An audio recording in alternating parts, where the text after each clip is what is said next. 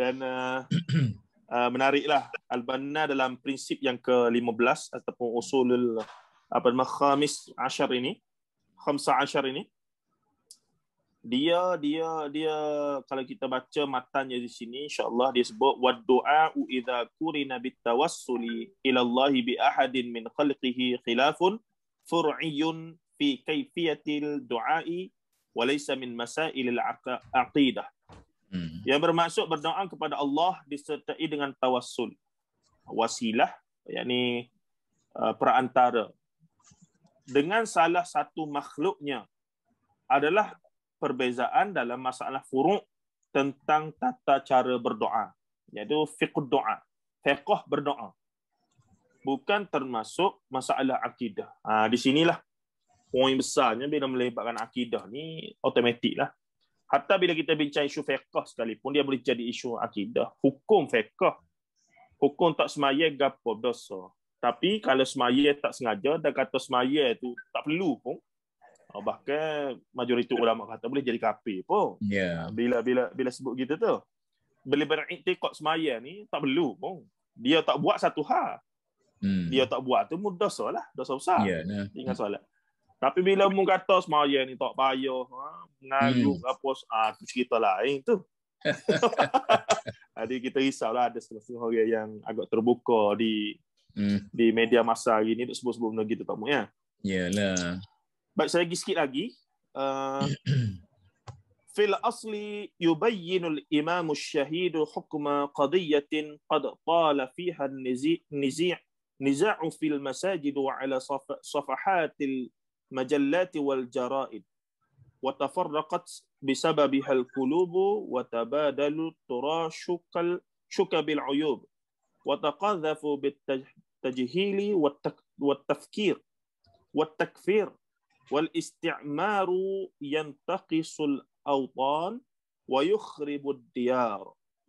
Katanya lagi dalam prinsip ini Imam Asy-Syahid menjelaskan hukum suatu masalah yang telah lama diperdebatkan di pelbagai masjid, majalah dan surat khabar, sehingga dapat mencerai-beraikan hati, menjadikan umat saling melemparkan aib, saling menuduh bodoh dan kafir. Sementara itu penjajah tanpa henti merampas tanah air dan memorak-porandakan negara. Sesuai dengan konteks kita ni. Dan sikit lagi dia sebut sini, ni dah masuk syarah sikit daripada tukar syarah kita ni lah, matan asalnya atas tadi tu je. Faja'al imam asy-syahidu wa waddaha haqiqatal mas'alati mas'alatat tawassul. Fahaddada surataha thumma bayyana hajmaha wa makanaha fi masailid din. فكان بيانه هذا وحكمه وسطا معتدلا التقت عليه قلوب كثيرة واجتمعت بعد فرقة وتنافر. Dalam suasana seperti ini katanya datanglah Imam Asy-Syahid yakni Al-Banna rahimahullah untuk menjelaskan hakikat persoalan, iaitu persoalan tawassul. Ia menjelaskan gambarannya, bentuknya dan posisinya dalam ajaran agama. Ternyata penjelasan dan hukum yang disimpulkannya moderate, iaitu wasati, objektif, secara terfokus dan dapat menarik simpati beberapa hati serta menghimpunkan setelah tercerai-berai ataupun berpecah belah. Yakni Al-Banna dalam arti kata ini cuba jadi jalan tengah untuk fokus kepada kesatuan umat dululah, begitu lebih kurang. Dan itulah anda tengok yang dalam konteks kita hari ni pun begitulah. Jadi berkaitan dengan soalan kita hari ni, kena mula dengan Dr. Kamil dulu ni, sebab area dia tu. Dah. Jadi Ustaz Kamil sendirilah melihat sebab memang ada kedua-dua hujah. Ana cuba dedah ke diri ni kepada kedua-dua belah wacana. Cuba nak faham lah. Cuba nak faham apa yang diperhujahkan. Dan sebagainya kita baca sendiri dan memang jelas. Sebahagiannya kata, sebagaimana Al-Banna kata, sebagai furu' fiqh sahaja, masalah dalam berdoa. Dan sebahagian kata dia termasuk isu akidah bila melibatkan orang mati, boleh melibatkan alam gaib, bahkan melibatkan kita kata satu ketetapan begini. Jadi di situlah kalau boleh Dr. Kamil bagi pandangan, setahu Ustaz lah, tawassul ni duduk letak dia belah mana? Gitu. Belah mana? Ataupun sebagai asasnya untuk orang awam faham, tawassul ni gapo dia? Begitu. Assalamualaikum warahmatullahi wabarakatuh. Waalaikumsalam. Waalaikumsalam. Bismillah, alhamdulillah, wassalatu wassalamu ala rasulillah. Tajuk ni agak berat. Cuma kebetulannya ketika buat PhD dulu, bab akhir tulisan Ana tulis satu subtitle tentang tawassul. Jadi berdasar kepada pandangan Yusuf Qaradawi dalam tisi PhD Ana tu, Yusuf Qaradawi kata tawassul ini hanyalah kaifiat atau cara kita nak minta dengan Tuhan. Bukan menyentuh soal akidah. Itu pandangan Qaradawi lah. Tapi kan banding orang-orang Salafi seperti Bin Baz dan sebagainya, dia amat sensitif lah. Dia kata boleh membawa kepada syirik dan sebagainya. Tapi kata lagi kepada ulama Mesir, Mufti ahli Jumaah, dia kata apa masalahnya, mana larangannya. Jadi perkara ini kena bincang secara detail. Pertama, tawassul dengan Nabi. Yang kedua, tawassul dengan amalan-amalan soleh orang yang hidup, termasuk Nabi dan orang soleh. Ketiga, tawassul dengan amalan orang-orang yang dah mati. Dan keempat, tawassul dengan amalan kita sendiri. Dan yang kelima, yang jadi isu besar. Yang sisi pendapat lebih kepada tawassul kepada wali-wali dan orang soleh yang sudah ada di kubur. Jadi sebab tu kalau nak ulas satu-satu, kena perintah satu supaya jangan jadi keliru. Pertama, anak ambil petani dulu. Tawassul dengan Nabi yang masih hidup. Seolah-olah sepakat mengatakan ini. Sebab ada peristiwa seorang sahabat yang buta. Ada dia pergi jumpa Nabi. Ya Nabi, doa ke aku. Bukan minta Nabi dengan tuh pada Nabi, zat Nabi tu. Sebab kalau zat Nabi, zat sahabat, zat orang soleh ni, jadi masalah juga. Sekarang ni dengan amalan. Dengan amalan Nabi iaitu, berdoa. Okay. Mudah-mudahan Nabi kata, mu nak celek ke mu nak sabar. Kalau sabar, dapat pahala sabar tu. Ada tu nak celek juga. Tapi ada setengah pendapat kata, orang tu, waktu minta dengan Nabi tu, dia tak ada situ. Lepas tu baru dia mari tu, memang dia celek sungguh. Dan Nabi berdoa kepada dia, dan minta juga dia berdoa. Dia benda tu, doa. Cuma, Nabi ketika hidup, memang banyak dia punya bertawassul lah. Tapi ketika mati pun ada orang tawassul. Dikatakan Umar Abdul Aziz, dia nak mati, dia baca syair Nabi. Dia ambil satu bagian Nabi, saya tak ingat apa lah. Rambut ke apa ke. Lepas dia kata, letak ke dalam kapan aku. Hak Nabi ni. Mana bagian Nabi. Jadi hak Nabi tu mungkin kita tak timbul masalah lah. Cuma ada orang pendapat hak Nabi bukan hak mati dah. Tak ada lah. Tapi ada setengah pendapat kata, apa beza mati dengan hidup? Sebab tidak ada larangan. Kata orang mati itu tak boleh. Sebab gini, bagi ahli sunnah wal jamaah, sepakat mengatakan Tuhan ya memberi mudarat dan Tuhan yang memberi manfaat. Cuma minta apa ni, apa panggil ni? Minta syafaat ni macam minta tolong lah. Dengan kehebatan Nabi, dengan amalan Nabi dan sebagainya tu, mereka minta Tuhan tolong. Dia pula dalam kitab Riyadhus Shalihin itu semua orang tahu. Bukan Nabi pun hak 3 orang masuk gua tertutup Yahudi. Gua. 3 orang dia minta, hak ni kata dia baik dengan mak dia, hak ni kata gini-gini, terbuka tu. Mana dengan amalan kita sendiri pun kita boleh. Jadi kalau amalan kita sendiri kita boleh, amalan orang lain pun apatah lagi dia disebut sebagai wali-wali orang soleh tu, lagilah boleh. Dan setengah orang yang membolehkan dia kata, tidak ada nas yang sebenarnya melarang benda tu. Tidak ada nas. Jadi balik kepada, bagi semua orang tak nak sebab ingat pergi lerah kubur, pergi sembah kubur, pergi minta dengan kubur. Tapi bagi orang yang membolehkan, dia bukan minta dengan kubur, minta dengan Allah. Sebab Allah saja tempat kita meminta, ahli sunnah wal jamaah kata. Asy'ariyah kata, cuma kita nak pergi dah aku ni tak apa suci lah, kita orang biasa kan. Bila ada nabi, bila ada orang soleh. Sebab bagi mereka itu adalah sebagai asbab. Sebab saja. Dan sebab ni kata ada dua. Satu kita makan ubat ni sebab madi, sebab fizikal. Adapun soal-soal orang soleh nabi tadi sebab maknawi. Itu dia. Jadi bergantung kepada kita punya kepahaman lah. Cuma kalau orang kita takutnya orang jahil ni. Orang jahil dia pergi buat dia tak faham benda tu. Tu takut jadi syirik dan sebagainya. Jadi benda ni makna bagi anak lah. Kalau buat dengan ilmu mungkin tak apa. Tapi kalau buat dengan jahil mungkin jatuh kepada syirik. Macamlah juga kita kata orang pakai azimat lah. Orang pakai azimat, kita budak-budak tu pakai azimat. Seorang sayang, seorang gagah. Tapi azimat juga bagi setengah orang dia kata itu sebagai sebab juga. Cuma dia sebab maknawi. Taklah macam ubat. Sebab tu Imam Ghazali sendiri pun ada kan dia buat rajah suruh orang mudah beranak ke apa tu. Wafat. Apa kita panggil tu? Wafat. Jadi benda-benda ni kita tengok benda-benda yang bersih faham, makna kena amal ke tak nak amal ke, kita kena ada ilmu lah. Kalau tidak kita merapu lah. Bila merapu itulah takut-takut terjatuh pada syirik yang besar lah. Wallahu a'lam. Dia bila bahas asas hukum, ana tak ada isu lah sebab asas hukum ni sudah jelas antara yang memberi, yang tidak mengesyorkan dan seumpamanya.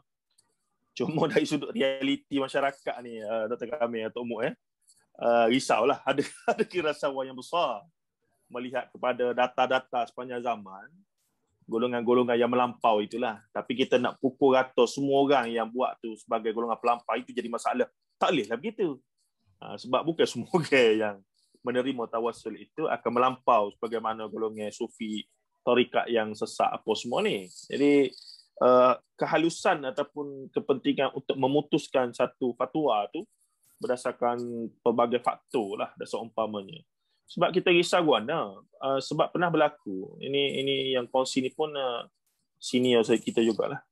Contoh bila ditanyakan kepada seorang tokoh perubatan yang agak masyhur dulu, almarhum Datuk Dr. Harudin, berkaitan dengan hukum zikir benari. Bila ditanya, dan kita tahu hukum tamayun dengan hadisnya para sahabat apa semua tu. Jadi doktor dikisahkan Dr. Harudin telah jawab secara umum lah. Boleh, tak ada masalah sebab alladzina yadhkuruna Allah qiyaman wa qu'udan wa 'ala junubihim wa yatafakkaruna fi khalqis samawati wal ardi. Dia guna ayat tu. Surah Al-Imran Jadi zikir ni masa bangun, masa diri, masa duduk apa semua. Jadi dan di sana ada hadis Rasulullah sahabat-sahabat bertamayun bila zikir tu goyang-goyang badan. Jadi konteksnya itu. Tapi jawapan almarhum Datuk Dr. Harudin telah digunakan oleh pihak yang zikir, menari, joget betul-betul ni. Yang sampai pusing masjid apa semua.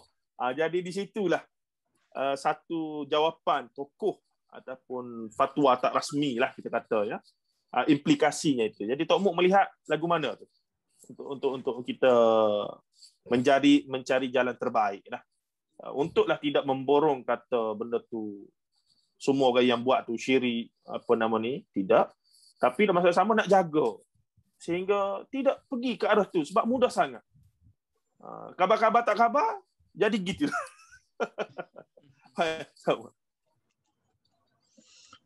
Dia gini. Saya ni agak sebagai orang outsider lah. Kalau kita bincang berasaskan kepada literature klasik yang ada, maka perbincangan itu akan terus menerus. Orang panggil fil jub. Dia akan pergi sampai menerus dan gagal untuk mencari penyelesaian. Kerana bila kita menggunakan pemikiran secara khususi, secara tertutup, maka dia tidak ada jalan keluar. Sebab itu ramai orang yang berkelahi itu ialah antara golongan-golongan tradisional yang melihat Islam dari perspektif kitab-kitab turath yang sudah mempunyai ilmu-ilmu yang sudah diformatkan. Jadi soal sekarang ini ialah soal metod berfikir.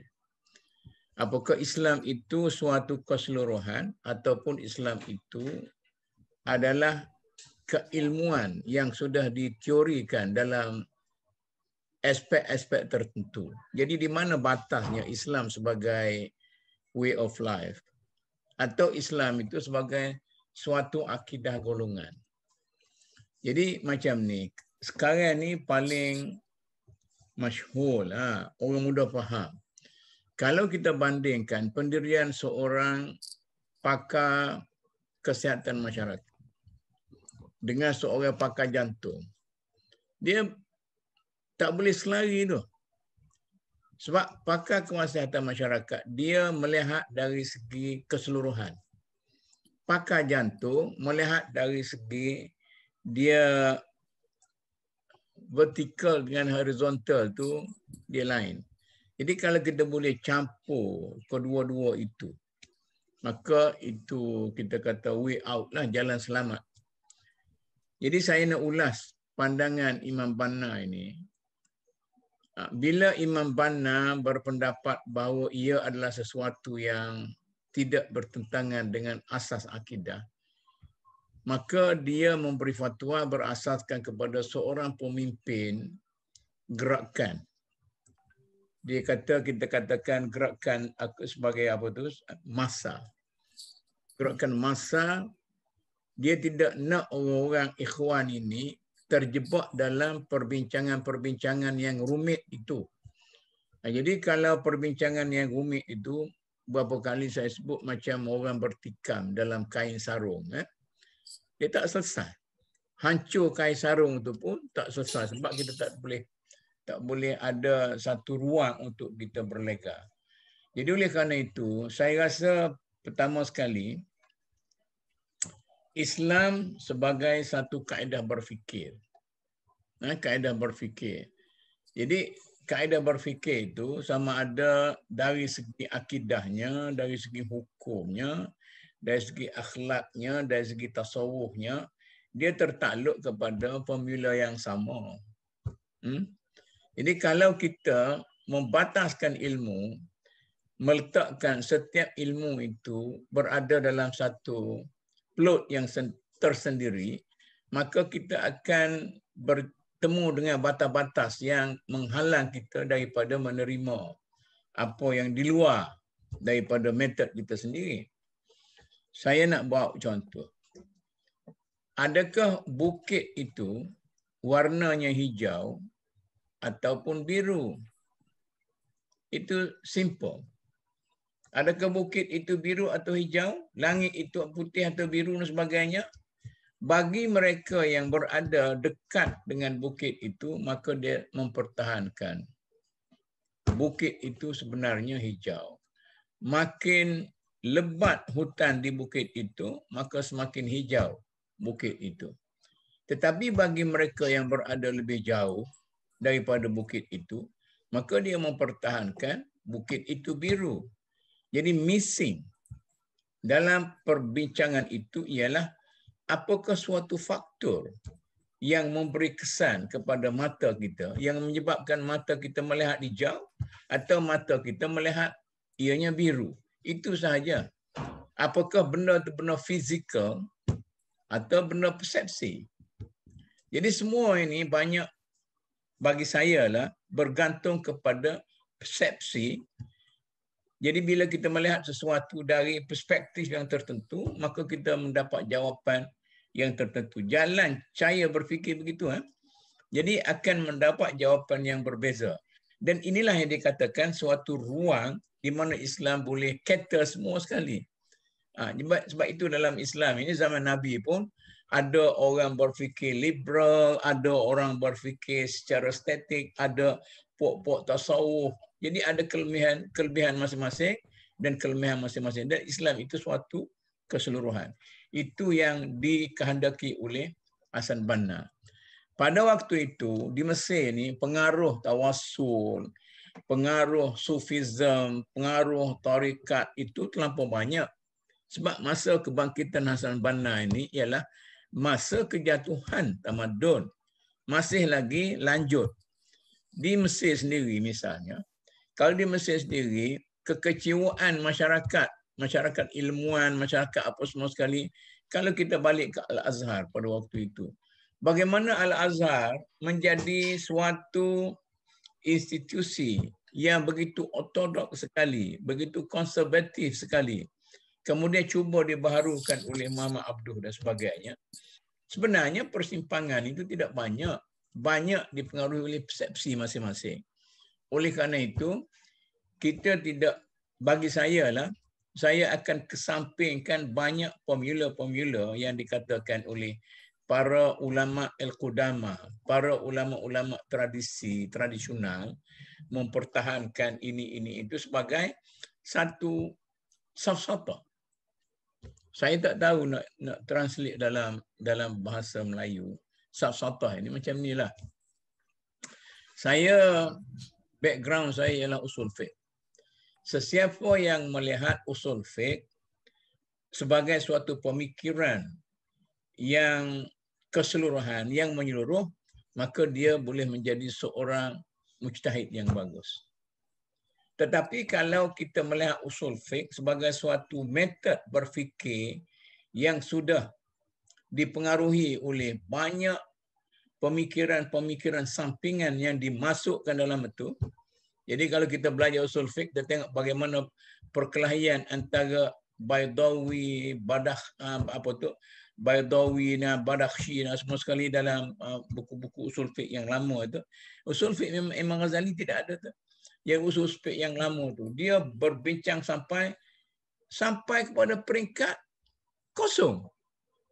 Dia kata, okeylah perbincangan kita ini sebenarnya tidak ada maksud penyelesaian, hanya untuk mental exercise sahaja. Jadi oleh kerana itu, kalau kita nak bangun dengan Islam yang membangun, maka kita kena sampingkan perbincangan-perbincangan yang ada tu. Betul lah mereka itu quote hadis ke, ayat Quran ke, pandangan ulama-ulama besar seperti Al-Ghazali, Al-Jailani dan sebagainya. Tetapi apakah mereka telah meletakkan pandangan-pandangan itu betul pada tempat dan satu kunci kepada penyelesaian yang sebenar dalam perbincangan itu. Maka saya rasa inilah kemelut yang dihadapi oleh masyarakat kita, masyarakat sekarang. Di barat pun ada puak-puak hierarki, puak-puak apa semua sekali, banyak. Jadi di sinilah kita terjebak dalam hal seperti itu, sedangkan tidak sepatut timbul pun sama ada ia adalah merupakan sesuatu yang boleh menggelincirkan akidah atau sebagainya. Sebab bila kita letak dalam ingredient yang sama, bukan kita bincang garam saja atau gula saja atau apa saja, itu yang dipikirkan oleh doktor-doktor kesihatan awam. Baik, kita pergi pada soalan dulu. Ada sahabat bertanya ni, Nasaruddin Ahmad. Dia kata, wajarkah kita tolak total golongan Sufism yang melampau daripada sudut akidah? Saya tengok soalan dia ni macam bercampur aduk. Maksudnya antara Sufism yang melampau dari sudut akidah. Satu isu yang saya perasan, Tok Muk dan Dr. Ramil, bila Islam datang ke alam Melayu ni, dia bersekali antara manhaj Asy'ariyah dengan Sufism, Sufi yang bertarikat, yakni ini dibuktikan oleh Prof. Al-Attas dalam buku dia lah, Some Aspect of Sufism, Practice Among the Malays tu. Dia tulis dengan begitu detail situ sebenarnya. Dan seterusnya dengan fiqh Syafi'i lah. Itu commonly. Dan seolah-olahnya manhaj ataupun metod akidah Asy'ariyah itu tidak terpisah dengan Sufism. Dan kemudiannya seolah tak boleh bincang secara berpisah. Jadi bila bincang tentang tentang tawassul ni pun, dia akan jadi pada ni isu yang berkaitan dengan implikasinya pada akidah. Mungkin Dr. Kamil boleh ulas sikit lagi lah sebagai tambahan tentang situasi the do and the don'ts, apa yang sebenarnya boleh dan apa yang sebenarnya perlu dijauhkan dalam masalah tawassul ni.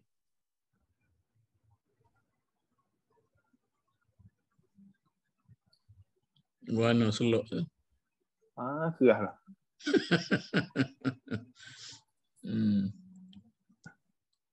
Hey.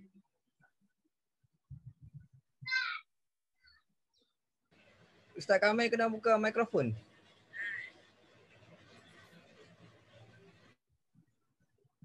Okey.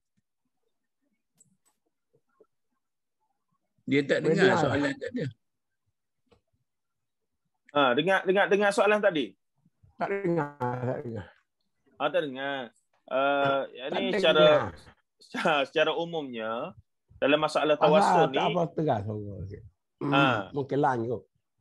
Dalam masalah tawassul ni, secara umumnya apa yang boleh dan tidak boleh. Itu ialah soalan ringkasnya.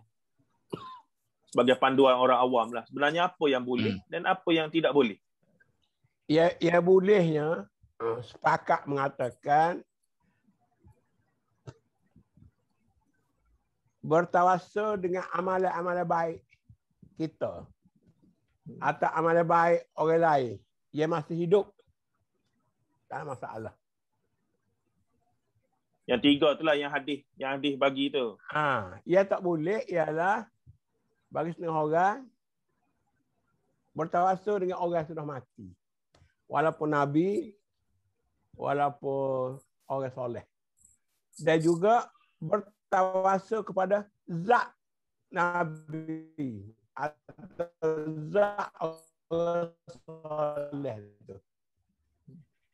Dia boleh bertawassul kepada amal baik yang dilakukan orang soleh atau Nabi. Itu ada semua. Dia tahu yang berdoa Allah, yang beri manfaat Allah. Cuma tolong tu macam kita kata setengah kata macam orang bagi orang membolehkan dia kata macam mana kita dengan raja pun tak semua. Aku kata dengan Nabi tak boleh, dengan orang soleh tak boleh. Nak semua raja pun tak boleh. Dan kalau dia teraja hidup ada ceritanya Muhammad Jabal balik daripada mana tu. Dia sudah pun sujud ni. Dia takut kita tengok orang Kristian, orang Yahudi sujud kepada ulama-ulama mereka. Jadi mun bila ayat lagi sujud. Jadi itu berlaku sujud pada kaki Nabi. Tapi Nabi masih hidup. Tapi ada kes-kes di mana bila Nabi mati pun masih saya sebut Umar Abdul Aziz adalah dengan syair Nabi, dengan rambut Nabi, dengan kuku Nabi. Dengan kuku Nabi dia letak ada kain kapal dia dan sebagainya. Jadi itu ceritalah bagaimana kita nak amal tak amal tergantung. Cuma saya sendiri ada pengalaman. Saya ke Beirut, Lebanon dengan Puak Abbas. Dia orang hari lah dia kata janggut Nabi ni. Janggut ke rambut lah. Dia suruh tabaruk sikitlah. Ada perkataan tabaruk juga. Cuma saya kata betul hak Nabi ni. Kita tak tahu lah Nabi kan tidak. Tapi kalau betul-betul hak Nabi, kalau yang apa ramai orang bertabaruk dalam Islam asal yang saat tabaruk ni ada. Sahabat-sahabat berebut daripada air wuduk Nabi lah, macam-macam lagi. Jadi tabaruk sendiri tu asasnya ada. Cuma bagaimana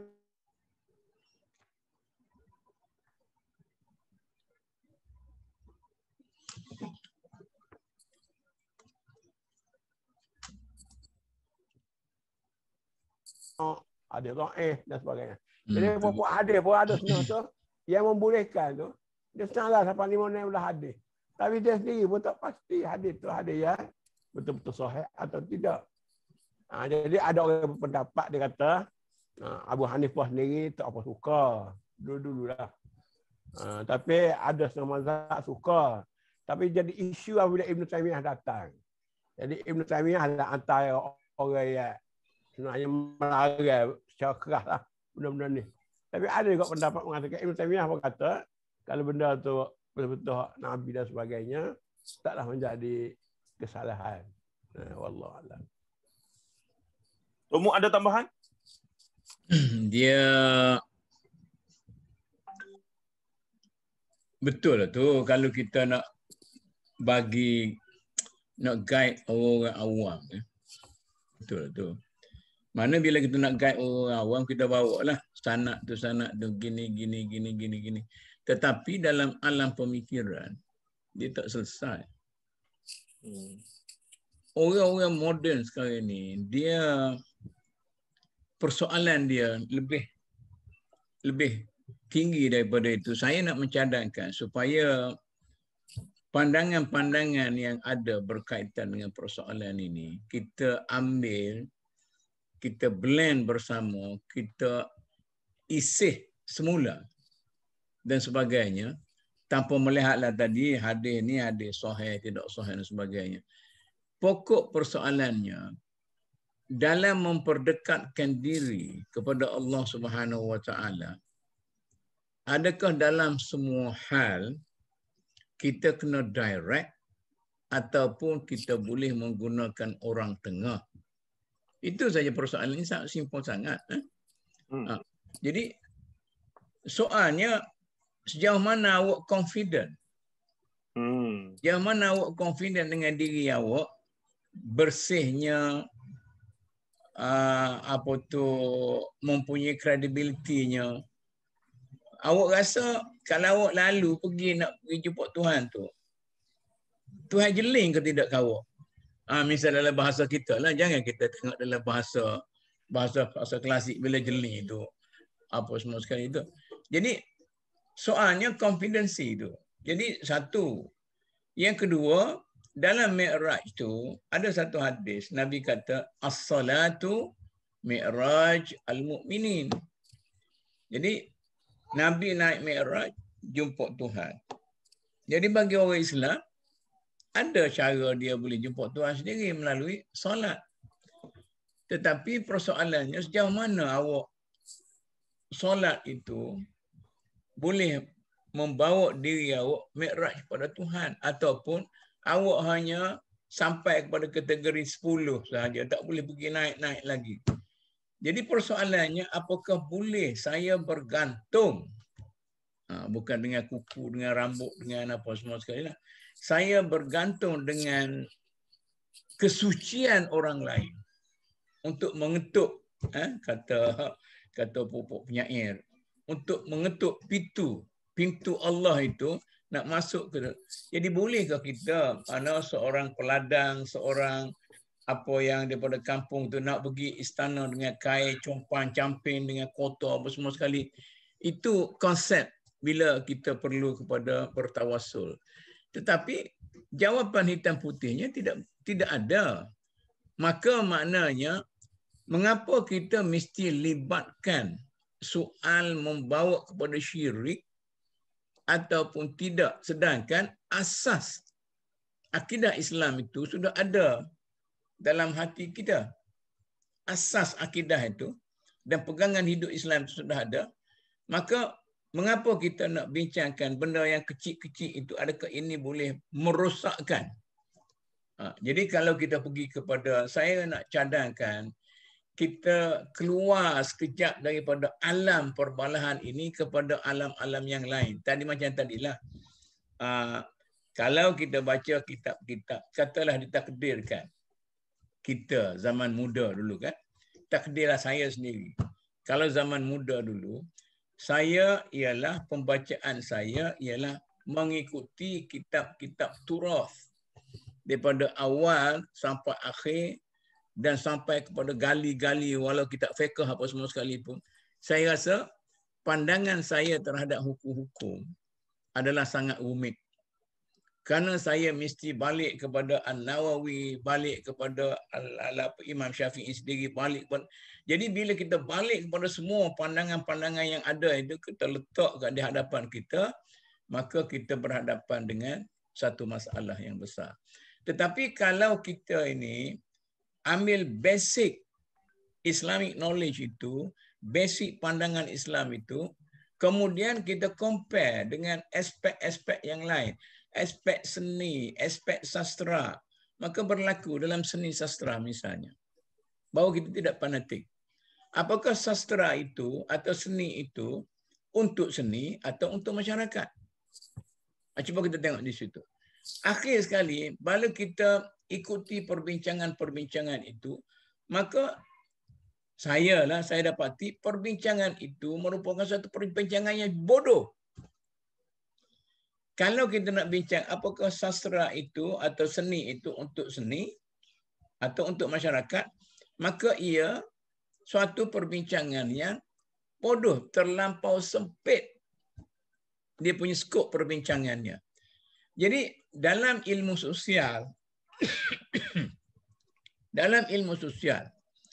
kalau ada orang yang cuba membezakan antara individu dan masyarakat, dia jadi seorang ahli ilmu yang fanatik dan tidak musmir, tidak boleh memberi kebaikan kepada masyarakat, individu ataupun masyarakat.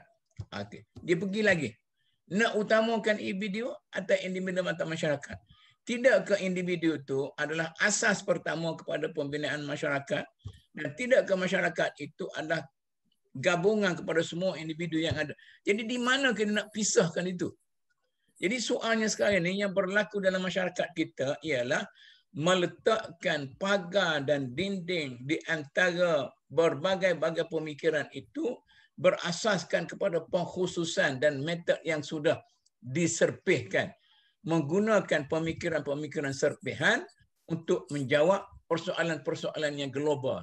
Jadi untuk masyarakat kita, kalau kita nak bangunkan masyarakat kita, ni sekarang saya dua ni, orang duduk bising ke budak perempuan dalam, saya pun tak tengok jugalah duduk bising. Dia kata aku tak puasa, tak semayang, tak semua kali itu. Budak ni gila ni, nah, gila ni. Saya rasa budak ni sebenarnya ada asas ilmu dan lebay yang cukup. Mungkin anak Tok Lebay, anak Tok Imam. Dia nak kata kepada kawan dia tu, mu tak usah perkecilkan aku. Datang rumah aku tengok aku semayang, kau tidak semayang. Semua orang tak semayang sekarang. Inilah yang orang kata cerita-cerita orang tasawuf yang ada kita kata orang ni masuk syurga, masuk neraka, masuk apa semua sekali. Tetapi dalam hati nurani dia tu berbeza daripada apa dia kata, react kepada apa yang kata. Jadi oleh kerana itu, kita jangan melihat kepada benda-benda serpihan seperti itu. Kita kena campurkan semua sekali, dan inilah.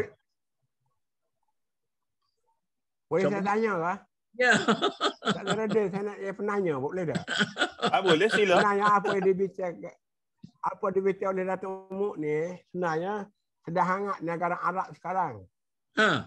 Perbincangan antara As-Sisi dengan Syekh Azhar tentang turas. As-Sisi mempertikaikan turas boleh menyelesaikan masalah. Tapi Syekh Azhar At-Tayyib mempertahankan. Tapi dia kata pula tidaklah semua turas tu boleh pakai. Ada boleh pakai, ada tak boleh pakai. Semalam juga saya dengar Muhammad bin Salman, Saudi Arabia, menganggap Salafi yang dipegang oleh Arab sekali macam melampau. Jadi dia nak tukar sikit.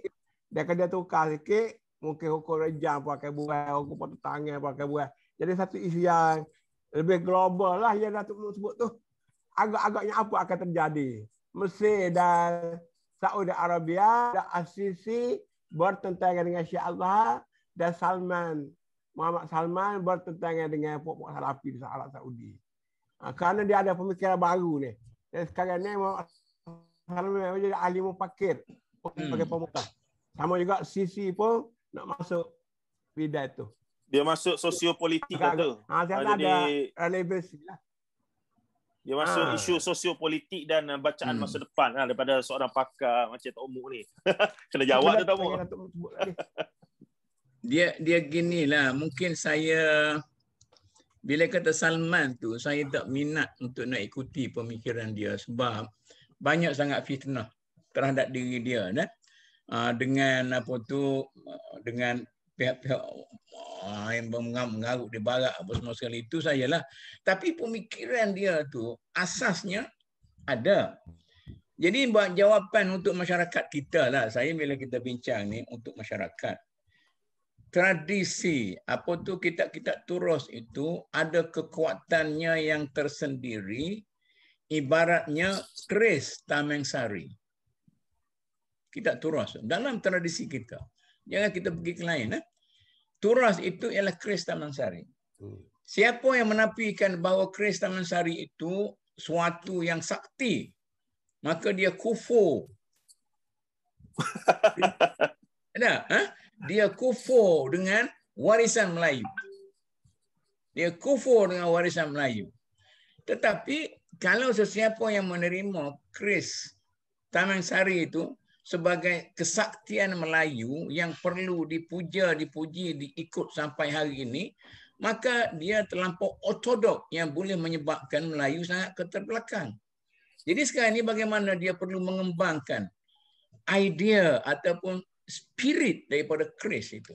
Spirit daripada keris Taman Sari itu dijelmakan dalam realiti sekarang, iaitu bagaimana kesaktian Melayu itu boleh dijelmakan dalam suatu body yang baru, iaitu seseorang pakar saintis yang boleh menyelamatkan pemikiran Melayu dan sebagainya. Kita katakan perubatan tradisional Melayu.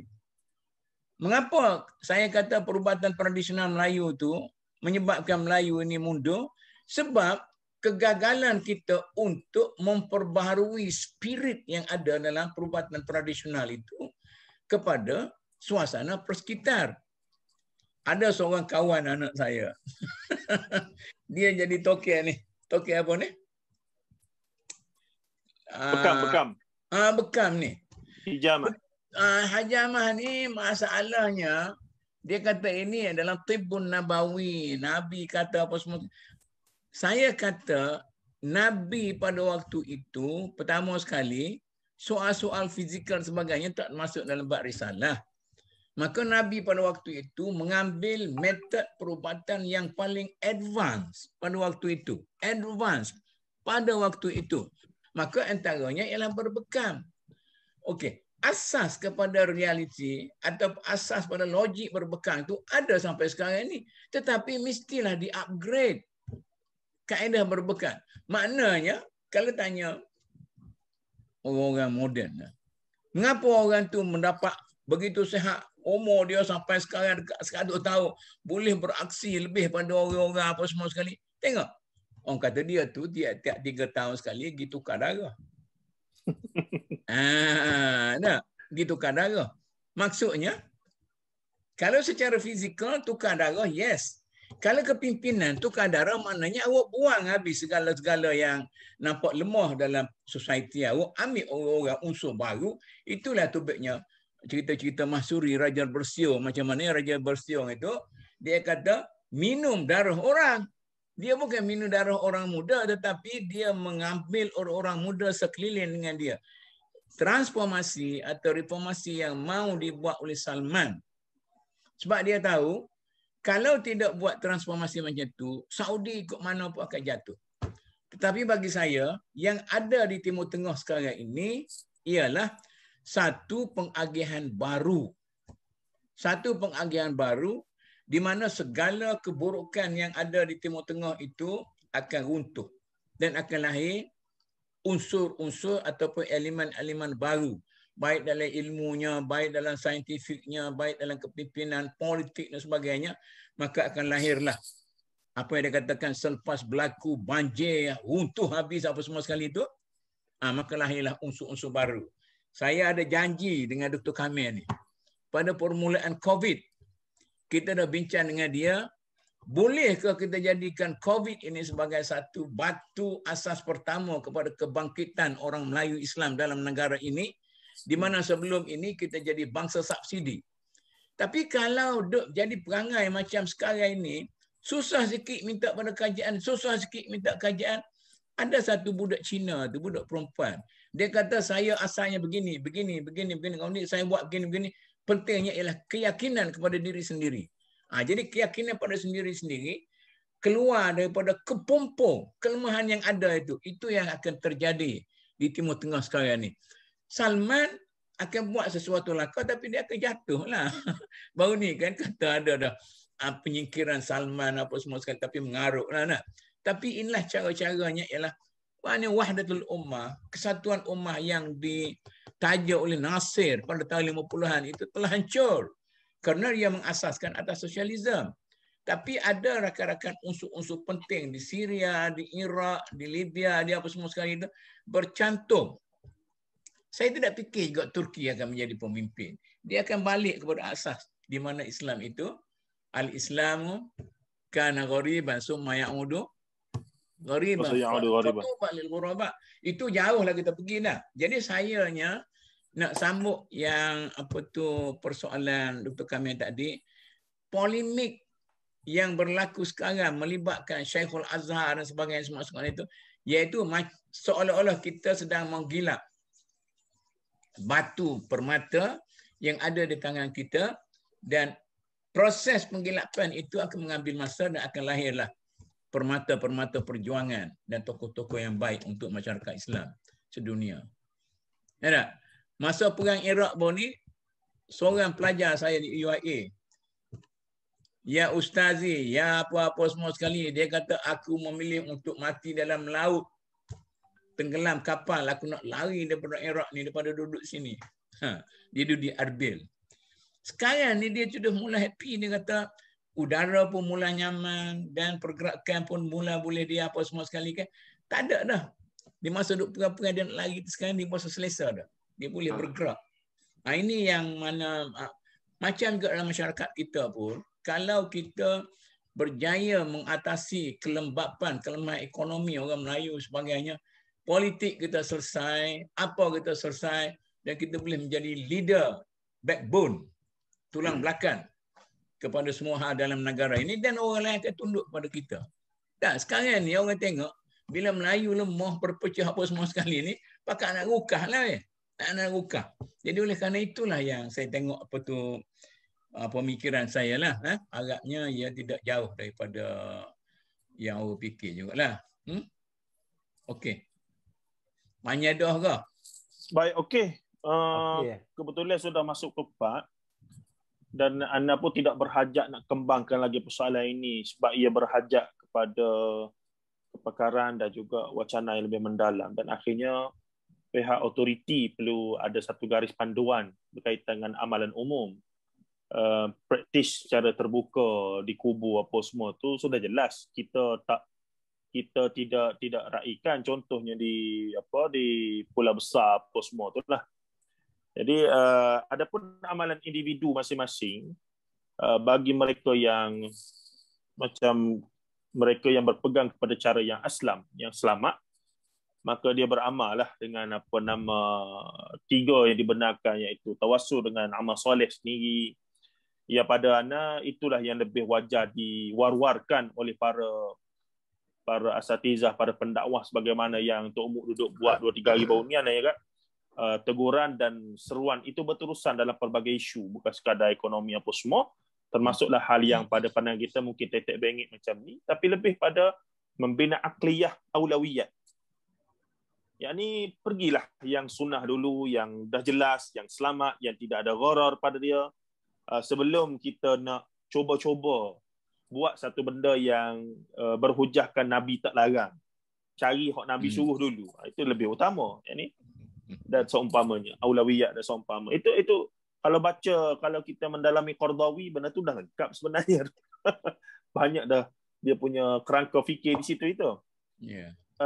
Cuma yang menarik sikit lagi sebelum kita tutup ni, kebetulan Allah maghfirlahu warhamhu wa'afi wa'fu anhu, tahu Tok Muk juga agak rapat dengan saya bersamahah almarhum Tan Sri Dr. Harusani. Harusani. Mungkin boleh share sikit lah pengalaman Tok Muk bermuamalat, dan Dr. Kamil pun mungkin ada kadang-kadang bermuamalat dengan dia, mungkin menjadi zikrayat terhadap sumbangan dia dalam bidang kemuftian. Dan juga mungkin ada kaitan dengan apa yang kita bincang. Sebab Istana Perak ni istimewa, kita tahu dia ada mazhab apa nama, dia ada tarikat rasmi dia tu secara tidak langsung. Tapi yang menariknya, Tan Sri Dr. Harun Sani ni tidak pernah diketahui terlibat dan seronok ataupun join benda tu.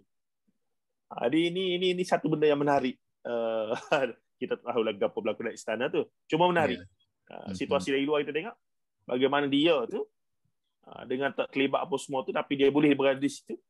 Dan barangkali kerana dia berada di situlah banyak benda yang sepatutnya, kalau ikut cerita tu macam-macam lah, dengan begitu, begini, apa semua tu. Tapi dengan ada dia tu, banyak benda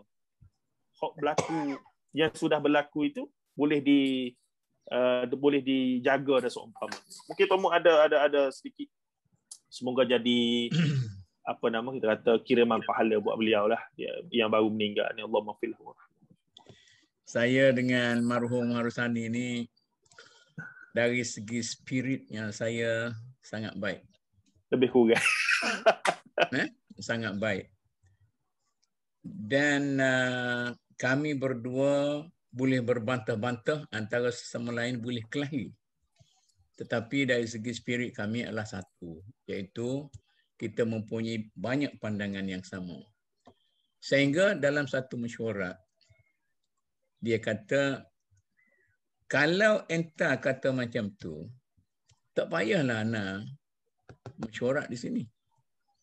Jadi saya kata pun, kalau Tan Sri kata macam tu, saya pun tak payah nak mesyuarat. Kalau nak bekas-bekas, akhir sama-sama bertolak ansur dan sebagainya. Jadi saya mula-mula jumpa beliau, kita nostalgia lah sikit kan. Ini mungkin kita simpan warisan untuk dia.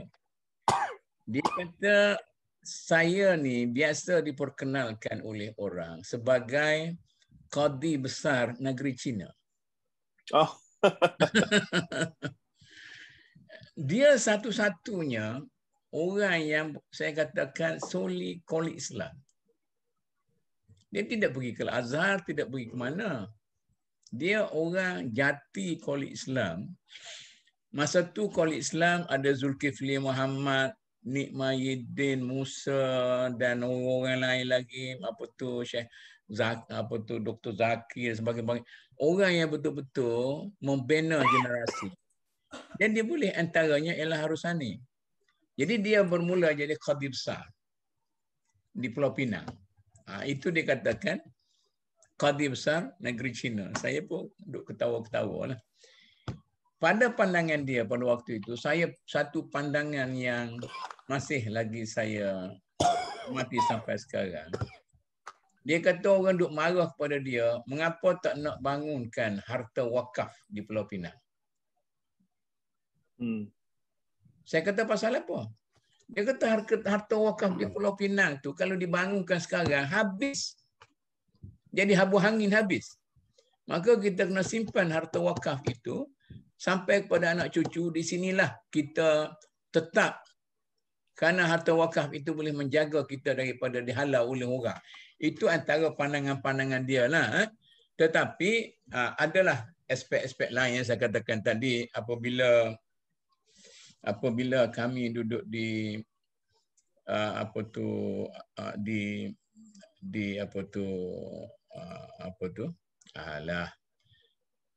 saham-saham ni lah, apa tu? BSKM. Dan ni saham kerajaan ni, BSN apa tu? Security. ASB. Ni lah dia. ASB ASBSN ni. Okey. ASBSN tu. Adalah perbezaan pendapat sikit, tapi akhirnya beliau boleh menerima, dan oleh kerana benda itu berlaku terlampau rapat dengan saya dan punya disiplin, dia akhir boleh menerima dan boleh follow dan sebagainya. Ini cerita-cerita macam ni, dan sampai bila beliau sakit yang terakhir, saya pergi dengan isteri saya. Isteri dia tu baik ni, isteri saya. Dia baik dengan kita pergi ziarah dan sebagainya. Cumanya terkejutnya apabila diisytiharkan bahawa beliau meninggal tu kerana COVID. Tapi dari segi pemikiran, saya rasa dari segi ketukuhan beliau tu, satu, beliau berani kerana dia ada sandaran, iaitu istana. Tidak ada satu istana yang memberi sandaran kepada muftinya sekuat Istana Perak. Saya tengok sejak daripada zaman almarhum Ayahanda lagi. Kuat backing dia. Dan satu masa sebagai seorang chancellor kepada chancellor kepada saya, masa tu naik chancellor bagi tahu kepada Senate, dia kata, Tuanku Chancellor minta kalau kita cadangkan bagi doctorate kepada Harusani, maka saya terus mencadangkan di Senate itu bagi doctorate kepada Harusani sana, walaupun dia hanya lulus kolej Islam. Tetapi kalau kita menghargai Hamka, menghargai Yusuf Zaki dan sebagainya, mengapa tidak kita hargai Harusani sebagai satu orang daripada orang-orang seperti ini? Maknanya soal degree, kata Bakar Hamzah, masa dia mula-mula mengasaskan Nilam Puri, para pengasas ilmu-ilmu dunia macam Plato, Aristotle dan sebagainya, mana ada degree? Ini ahli-ahli fikir yang begitu dia melahirkan pemikiran-pemikiran sebagainya. Jadi saya duk kaji-kaji, satu orang daripada Raja Perak ini ialah, saya nak sebut takut salah, ya, sangat lebay. Maka warisan itu diturunkan sampai kepada peringkat saya tengok sendiri, tuanku almarhum Ayahanda sangat hormati Harusani. Sangat hormati dia. Dan malah tuanku sekarang, saya tengok dengan mata kepala sendiri, bila Harusani ni letih, dah tua dah, bila dalam satu majlis tu, tuanku sekarang, masa tu dia masih lagi menjadi Tengku Mahkota, pemangku raja, datang, dia yang pergi kucuk kepala Harusani. Mana ada raja macam tu? Dia kucuk kepala Harusani, seolah-olah Harusani itu lebih baik daripada dia sendiri. Dan oleh kerana itulah personality Tan Sri Harusani boleh dibina dengan begitu baik sekali. Dia bebas berbicara dan dia tidak takut pada lau mata laimin. Yang inilah kita perlu kepada negeri-negeri kita. Perlu pada negeri-negeri kita bagi sokongan moral kepada para ulama yang ada negeri masing-masing, supaya ulama itu boleh bercakap benar dan tidak takut pada sesiapa, kerana bila beliau bercakap benar, dia tidak akan takut kerugian apa-apa. Ini yang saya puji, mana di samping Harusani ini ada personality yang tersendiri. Semalam saya pernah berbincang dengan isteri saya, sebab isteri saya pun lama duduk dalam majlis Jabatan Kuasa Fatwa bersama Harusani. Dia kata, siapa agak-agaknya menjadi mufti negeri Perak lepas ni? Saya kata stop. Susah nak jawab. Saya tak nak jawab supaya tidak memberi spekulasi yang tak betul lah. Sebab bagi saya sekarang ni, sampai sekarang belum ada personality yang ada macam dia. Orang ni, personality ni macam kita kata benih yang baik. Kalau benih yang baik ditanam, disemai pada turbatun, satu tanah yang baik, maka dia akan jadi besar. Tapi kalau benih tak baik, saya sekarang ni berbuah sikit ni. Berbuah sikit, saya balik banyak benih gergir. Dia orang jual di Madinah gergir tu, pergi ke kedai dia kata benih ni cukup untuk 100 ekar tanah. Tetapi saya duk cuba lebih 10 kali dah. Macam mana susah sangat gergir ni nak tumbuh dalam kawasan rumah saya. Saya buat macam ni, hidroponik tak boleh, ni tak boleh. Di mana salahnya? Begitulah susahnya kita nak melahirkan seorang tokoh, memerlukan kepada persekitaran yang boleh menjadikan dia sebagai satu personality yang baik. Sangat ringkas saya bicarakan itu. Baik, Dr. Kamil sendiri pernah ada pengalaman zikrayat lah, kiranya untuk mengingati kebaikan almarhum Tan Sri Dr. Saya kebetulan kali pasal umur dia sejauh dengan saya terlalu hormat. Cuma adalah sekali dua berforum dengan Tan Sri Harusani dan saya nak sambung yang Datuk Muk tadi, saya baru juga mendapat khabar bahawa dia telah diberitahu jawatannya itu daripada zaman almarhum Sultan Azlan Shah lagi telah mengatakan kepadanya jawatannya seumur hidup. Dan beliau telah memohon untuk berhenti sebab dia kata bagilah orang muda. Tapi Sultan dah buat keputusan Sultan Ayanda dulu bahawa jawatan dia seumur hidup. Dan saya dalam perbincangan dengan dia tak pernahlah ada perbezaan pendapat sebab saya ni bila tua macam saya selalu akur dan tidaklah menimbulkan apa-apa Allah. Okey, baik, alhamdulillah. Sekodarlah kalau ada tokoh-tokoh yang begitu, saya ingat wajarlah kita memberikan sekilas kita katakan penghormatan dan juga kenangan lah. Lagi pula Tok Muk dengan Dr. Kamil pernah secara langsung berjumpa, bekerja bersama dan seumpamanya. Pastilah saya ingat banyak lagi Tok Muk tu, cuma dia tidak waktu yang sesuai lah. Ini perlu 2 jam. Sebabnya dari sudut penulisan saya pun ada jumpa benda-benda yang menarik masa dia jadi qadi di Penang itu, di Penang itu. Berkaitan dengan tokoh-tokoh politik macam-macam lah, tapi dia orang lama sungguh. Tapi antara contoh hubungan baik istana dengan institusi mufti yang kelihatannya begitu sekali utuh, luar biasa lah. Agak luar biasa dalam sejarah kemuftian negara kita daripada tahun 85, 30 tahun lebih, 36 tahun begitu lebih kurang. Jadi luar biasa. Baik, alhamdulillah.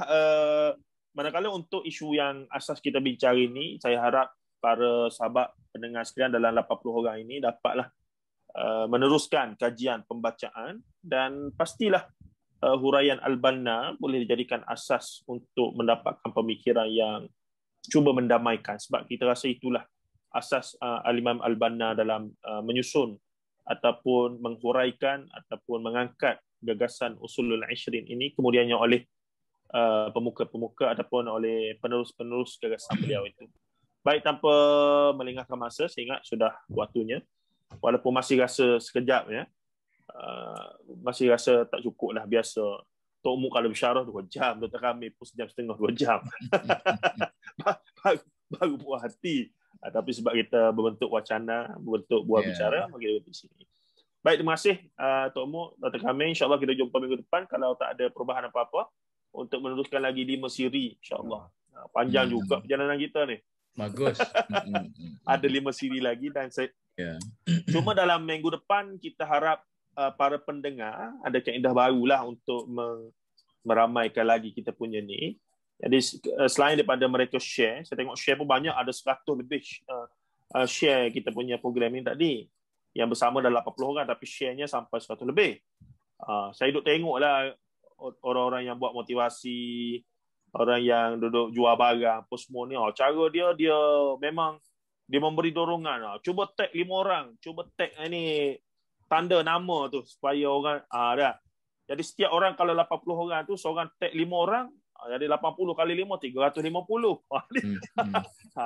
Dia keep on bagi motivasi supaya benda tu gitu. Jadi saya harap 65 orang yang masih ada ni sebelum saya haraplah minta tolong juga supaya kembangkan perbincangan ini. Mungkin sebelum berhenti hari ini boleh tag nama-nama sahabat-sahabat kita, adik-beradik, siapa-siapalah yang kita rasa wajar untuk mengikuti wacana-wacana sebegini, insya-Allah. Jadi 65 orang lagi yang masih bersama ni di penghujung, kalau setiap orang tag 5 ke 10 orang yang ditanda nama supaya dia hadir dalam majlis ni, maka semoga menjadi rantaian hasanah kepada mereka itu, insya-Allah. Jadi terima kasih. Sallallahu alaihi wasallam Muhammad wa ala alihi wa sahbihi ajma'in. Alhamdulillah rabbil alamin. Assalamualaikum warahmatullahi taala wabarakatuh. Waalaikumsalam warahmatullahi wabarakatuh.